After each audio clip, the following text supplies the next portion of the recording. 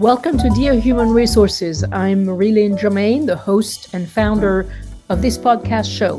In this episode, we're exploring job hugging, when employees and sometimes leaders hold tightly to current roles, routines, and turf, even as the business needs evolve. What does that signal about culture, and what can we do differently? My guest, Hanna Hasl-Kelchner, is the international award-winner author of Seeking Fairness at Work. She was named one of the top 9 impact authors by the 2024 Goody Business Book Awards. A former business lawyer turned strategist and host of the syndicated podcast Business Confidential Now, Hanna blends legal, social, and practical insights to help leaders build fair and high-performing workplaces. Hanna, welcome. Thank you for having me. It's a pleasure to be with you. So before we dive in, a quick frame. For me, job hugging is an over-attachment to a role or a routine, right? You're avoiding stretch work, you're resisting mobility, and prioritizing personal security over organizational learning. But from your vantage point, Hanna, what exactly is job hugging, and what does its rise reveal about workplace culture? I think your description of job hugging is accurate. I think job hugging is a new term for an old concept called keeping your head down and doing your work. And I think it falls into 2 categories. One, people job hug out of fear, because they think there's not a good job market. So if they were to lose their job, it may be difficult and take time for them to find a new one. And also, I think the current emphasis on artificial intelligence, on AI, perhaps threatening certain roles, is making people fearful about their jobs, keeping it, being replaced by it, not knowing how AI is going to impact them. So I think that's one group that deals with the job hugging out of fear. But I think there's another group, which I would call moderately motivated. These are the steady eddies. They're the backbone of a lot of businesses. They don't have a lot of ambition in terms of wanting to climb the ladder, but they do their work. You know, they comply. And I think compliance is the through theme of both groups. They obey and they comply. They may not necessarily have a super high level of employee engagement in terms of bringing the extra discretionary effort to the workplace, but they're reliable. So what you just said, Hanna, reminds me of an article that was just recently published about Accenture, the consulting firm, who is getting rid of a bunch of employees who are not willing to embrace AI. And so that's one of the things that you just said. And then you also talked about fearing for one's job because of the economic situation. I think today's uncertainty in the job market certainly adds to the fuels that need to keep one's job, because we don't know if we're going to be able to get another one.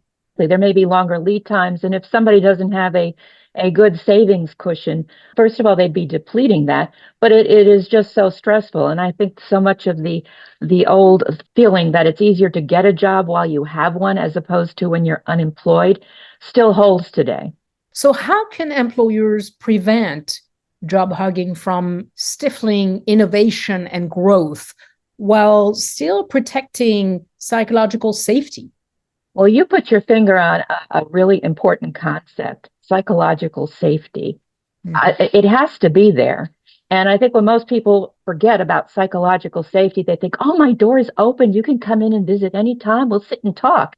But how are people really going to open up about what is concerning them, especially if it's about their boss, about their supervisor, if they don't trust what the response will be?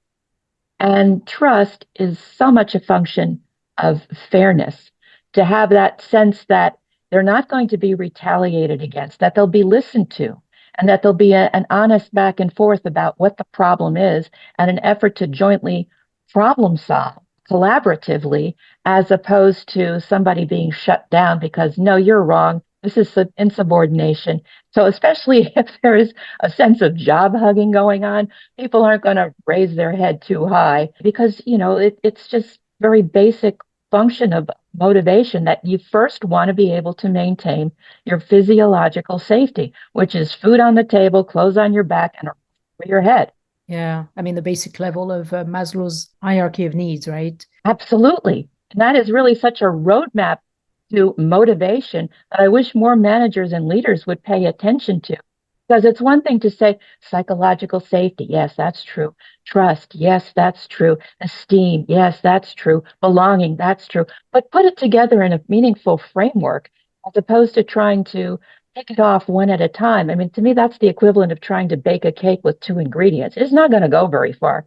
You really need the full picture. Anna, do you have any examples of talent marketplaces or internal gigs or upskilling that actually worked? Well, I think that the upscaling with AI training does work if it's done properly. And a lot of it has to do with having a meaningful communication strategy. And I'll give you a real life example, but it wasn't AI, but I think the concept is transferable. It involved a manufacturing company that wanted to install an anonymous non-compliance hotline. It was a regulated industry. And so they put this in place and the union went ballistic. They're like, this is a snitch line. You just want us to talk about each other, snitch on each other, and then there's going to be retaliation. And so no way are we going to be a part of this. In reality, the company was facing some pushback from some of their customers who were concerned about regulatory noncompliance. Because if the facility was shut down, it would interfere with timely deliveries, it could interfere with the supply chain. And so they were reluctant to place big orders because too much was at risk. Now, a better way to handle that is if the company had been in touch with some of the influencers within the employee community. There's always going to be a handful of people, maybe one or two, that the rest of the employees listen to. They may not have positional authority, but these are the guys that people go to talk, trust them, they respect them, and they confide in them. Now, if those folks had been consulted and the company had explained, here's why we need to do it, because the whole compliance angle, they didn't buy. But the idea of being able to keep the plant open, that their hours would be compromised, now that they get, because that ties directly to their paycheck.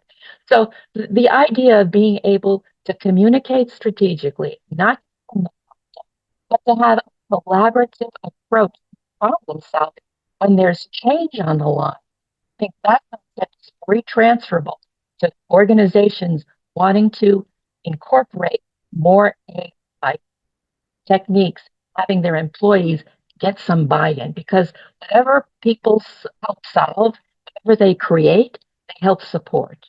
So, what specific leadership behaviors help replace fear with adaptability, especially during change? I think they really need to understand the importance of humility, that they don't have all the answers. And that one can be a tough one to digest in an organization or a culture that has valued and rewarded command and control. So that would be my first suggestion. That in combination with leadership training. Gallup did a poll, they do one every year about status in the workplace.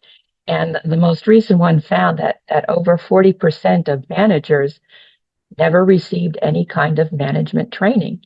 So they need the skills, just as we want employees to learn how to use AI more effectively, that it can help do their jobs better, and that it's not a replacement, but the same way that a telephone line augmented the letter in the Pony Express.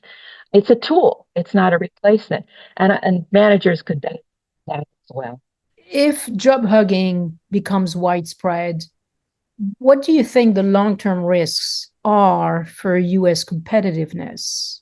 Well, when you think about the impact of job hugging, people are not going to be fully engaged, but their level of commitment is not at 100%. It means that whatever managers say, as far as they push their employees, that's as far as they go. But as in terms of employees bringing that extra level of innovation, incentive for doing something because they want motivated, that will be missing. And I think that's really where your biggest competitiveness lies.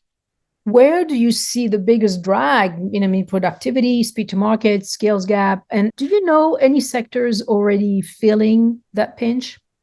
I believe that the impact is across all of those elements that you described because they're very interrelated. And as far as which sectors, I'm not sure that there's one industry over another that is more impacted by another, but I did see recently that upskilling with AI, for example, using AI for lead generation has improved generation by 40% higher quality leads. So for organizations that can benefit from that, and that can be in any industry really, that would be a tremendous benefit. And besides improving retention strategies, what else should employers prioritize to ensure future growth? Any ideas? I think the best thing that they can do is let employees know that they're investing in their continued professional development to be able to do more, to do better, because when they learn, then they'll be able to bring that into the workplace. And for something like AI, because it is so intimidating and people fear it, using baby steps to let them realize that they are the masters of AI, that how they present their queries will go a long way to the accuracy of what they get. Someone recently told me that when they go into meetings, somebody says, "Well, AI said," and then they'll just spit out everything, and they spend half the meeting going through AI slop. Well, that's not an efficient or effective use of AI. But I think if people learned how really make a mistake, they would embrace it as a tool that helps them be more effective and more efficient. I was talking to a CEO of a mid-sized company today about AI, and she said, just get on with it. Don't stop fighting it. First of all, it's not something that's going to pass. It's something you need to integrate into every aspect of your organization. And I mentioned the example earlier of Accenture, who's firing employees who are not willing to learn to use AI. I mean, that's a huge example of how AI is changing the workplace, how the expectations of the use of AI are changing. And, in terms of job hugging, it's counterproductive. If you're not willing to embrace AI, you're not going to be able to keep your job. And however strong you keep to that tree you're hugging, you will be fired. That's a great point. And I understand where the fear comes from. I mean, I remember when email became more mainstream and somebody said, I'm just not going to learn it. Well, and now email has been eclipsed by other platforms.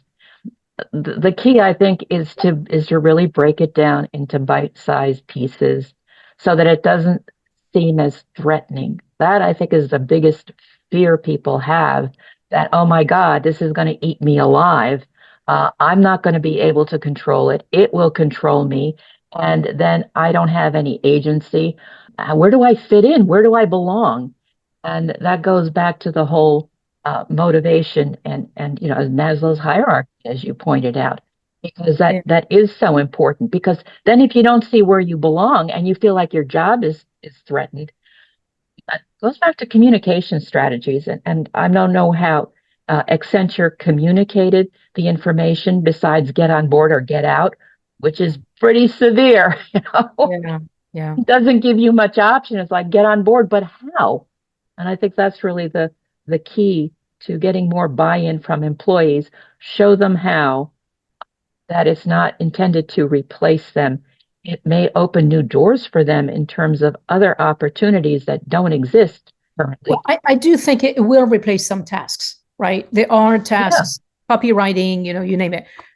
So it's not about eliminating positions, although some of them might be eliminated, but they will be replaced by something else. And I think it's really important for entry-level employees to embrace AI and make themselves valuable in understanding how AI can help them in their job and selling that, if you will, quote unquote, to their employer and say, you know what, I know my job might be compromised because AI can do some of the things that I can do.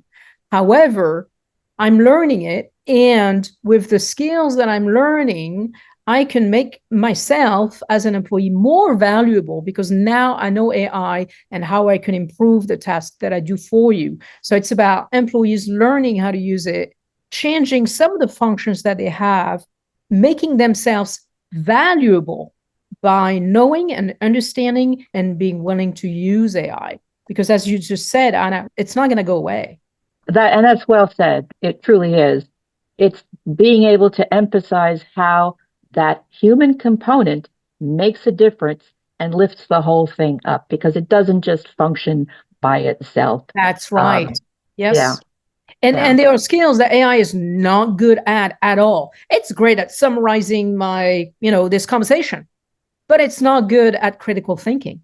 The human aspect is AI can't do that yet. And so that's where some employees can really save their jobs there. And by critically thinking, by innovating, AI is not able to innovate right now, or not well. Exactly, as you pointed out, and also to use how their knowledge of AI could prepare them for a different type of position, one that doesn't exist yet because their time is being taken up by these tasks that AI can replace. Replacing tasks as opposed to replacing the entire person. And that's an important distinction. One last point. You mentioned that, yes, and organizations need to provide training to employees, but I think there is an expectation from organizations that employees also need to kind of keep a breadth of what's new in their profession. So I think the responsibility now and more than ever is kind of split.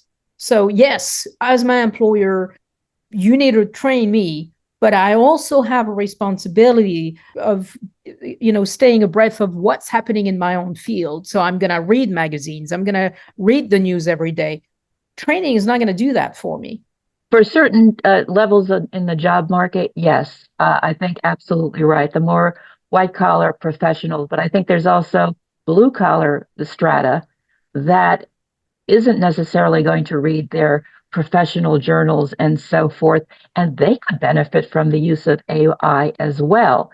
And I think organizations need to take a scalpel to this and be more discerning in terms of who gets what type of training. Also, where it will benefit the organization the most. Because I think too much gets thrown into this AI bucket in a generic sense as opposed to a strategic sense. And it takes time to figure it out, but I think it could be well worth it. So today we heard that job hugging is often a culture and incentives problem, not an individual failing. So shift the scorecard from roles to skills, reward learning and mobility, and lead with fair process so change feels done with people, not to them. And so, Anna, anything else you'd like to add before we finish this podcast? No, that's a great recap. It is about collaborative, joint problem solving. Employees take a cue from their leaders, and so it's really important for organizations to also support their leaders with leadership skills training. That's really key. Thank you for your insights once again. Thank you. Support for this show comes from Western Carolina University, a campus of the University of North Carolina system, with the technical assistance of Kelly Minnis.